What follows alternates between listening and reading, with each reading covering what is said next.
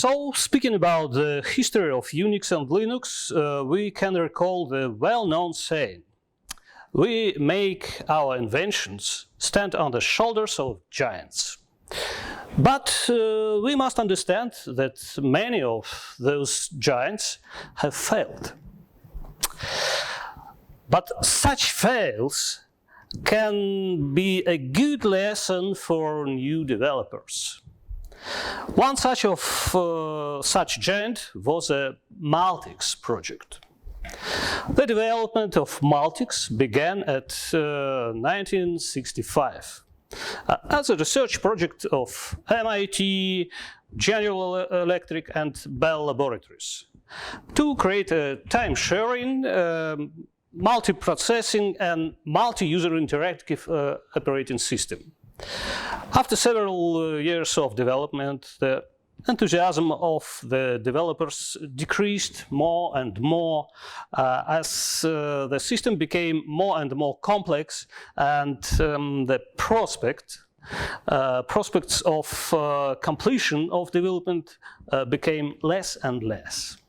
Bell Labs pulled out of the project in 1969, but some of the people who worked on it got a lot of experience. Among them were Ken Thompson and Dennis Ritchie of Bell Labs, the inventors of the Unix operating system.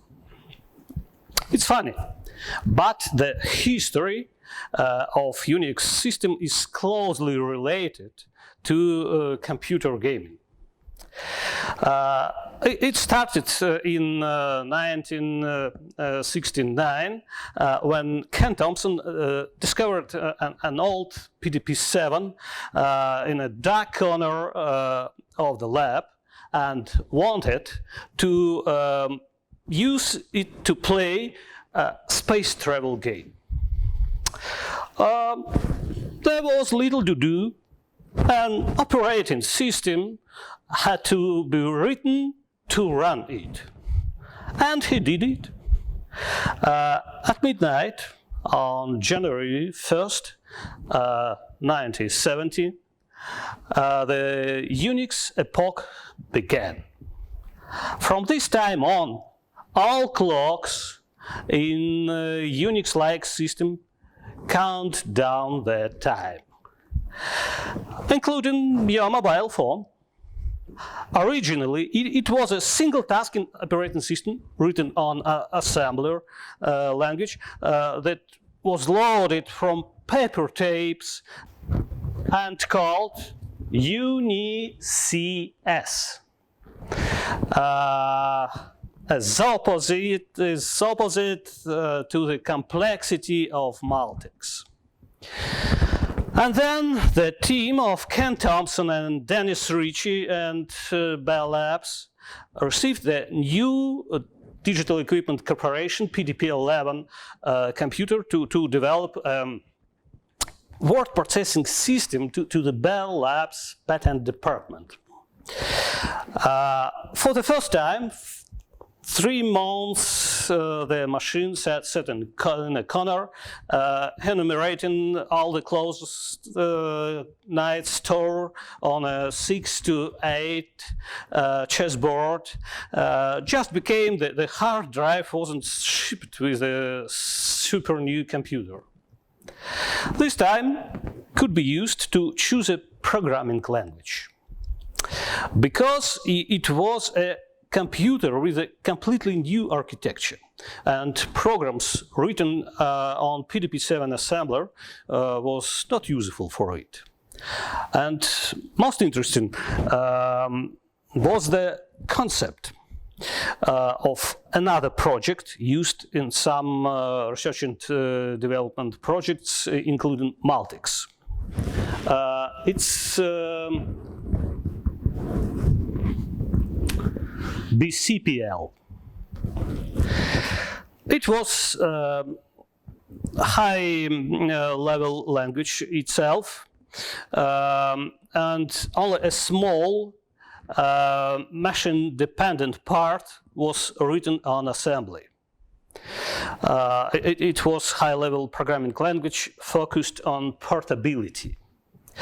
To support a new machine, only 1/5 on the computer code needed to be written, which usually took 5 man-months. Thomson used the same concept when writing his simplified successor of BCPL, language B. This language was not very expressive and effective on the PDP-11. And in 1971, Ritchie started to improve B, which resulted in creating a new language named C. In 1973, the Unix kernel was refactored in C language to follow the same concept of portability. Most of the code was machine independent. So the system was distributed in source code among universities for a nominal fee, which served as an explosive growth in its popularity in the 80s. Almost all the developers of new computer system science this period have used Unix as the base platform for the new development. On the most famous of those is the Berkeley Software Distribution, BSD, developed at the University of California, Berkeley, based on Unix version 6 with its own copyleft license. And most of the hardware vendors of the 80s used BSD as the base OS for their new computers. Unix was not a significant part of AT&T Bell Laboratories business, and it was not a problem for them. But in the 1980s, Bell Labs split into several companies as a result of an antitrust lawsuit against AT&T. The new Unix System Laboratories company was created and the new Unix System 5 specification was developed.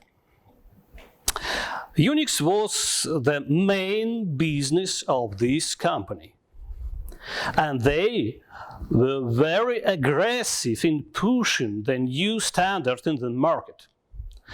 And that has been the cause of Unix wars against non-commercial developers, including BSD.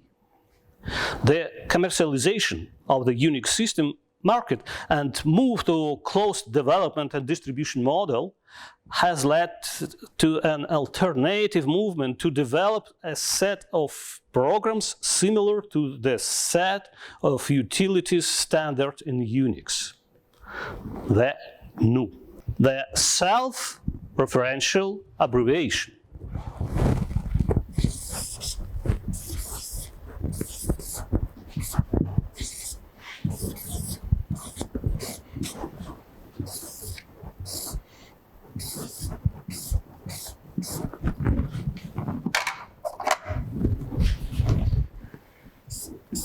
GNU is